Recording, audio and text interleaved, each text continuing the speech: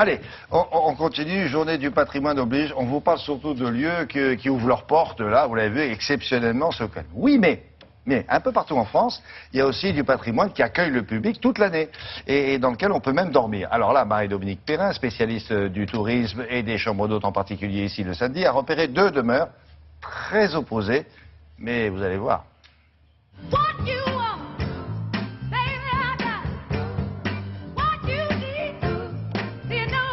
Alors, elles ont été rénovées. C'est dans ce souci-là, conservation du patrimoine?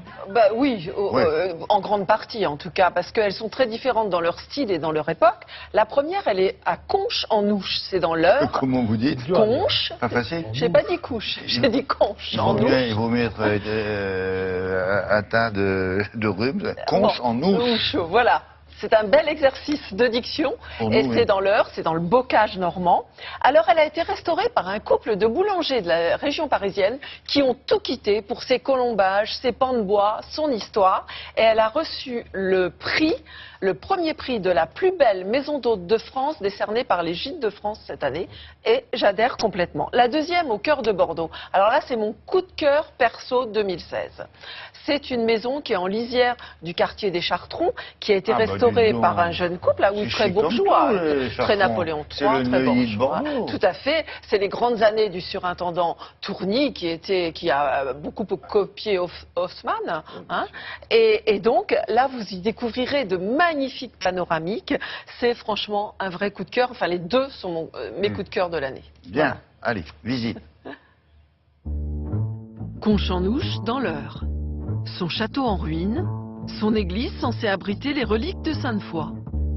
Une crypte, des souterrains, sans doute creusés à l'époque de la guerre de Cent Ans. À moins que ce ne soit un refuge de Templiers. Ils sont passés dans le coin. Mystère, mystère. Ça débouche dans une cour. On est où là ?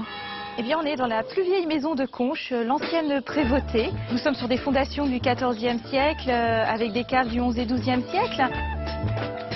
Nous étions boulangers à Clamart et on a eu envie de changer de vie, vivre une vie avec les hôtes, nos hôtes, voilà, partagés.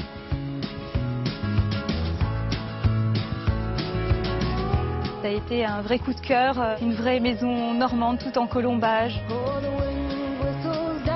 Le travail qu'on a fait, c'est déjà de sabler toute la maison, de façon à rendre les poutres le plus naturel possible et le plus clair possible. Car dans ces maisons très longues, on est souvent dans des pièces très sombres. Et là, justement, on a redonné la lumière à la maison. De douces sonalités, de multiples intimités, entre pans de bois, portes dérobées et salles d'eau à peine dissimulées. C'est à la fois rustique et vintage, toujours chaleureux.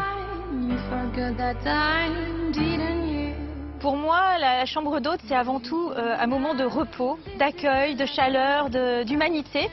Et il fallait que les gens se sentent bien, enveloppés par ces couleurs douces. À l'orée du quartier des Chartrons, cette belle demeure s'inscrit dans les années Tourny, le grand urbanisme du XVIIIe siècle à Bordeaux. Avec Philippe, mon mari, nous cherchions un endroit dans Bordeaux qui symbolise ce que représente Bordeaux. Nous avons rencontré, on va dire, cette maison. Les vitraux nous ont immédiatement éblouis. Et ensuite, nous avons découvert le reste de la maison jusqu'en haut. Ça a été le summum, l'apothéose avec son toit terrasse et sa vue immanquable sur Bordeaux. De fantastiques panoramiques et une influence Napoléon III. Le thème ici est le voyage. Un voyage qui peut être par bateau. Un voyage dans le train avec la palombe bleue. Et un voyage dans les Landes avec une chambre qui s'appelle la Pignada. Nous avons voulu recréer un petit pan de forêt landaise. On a créé une chambre qui symbolise le voyage de noces. Ici, l'élégance et le glamour sont pimentés d'exotisme. Un voyage dans le temps, avec ces panoramiques, on remonte un petit peu au XVIIIe siècle. On a voulu créer une maison qui soit hors du temps, qui soit hors des modes.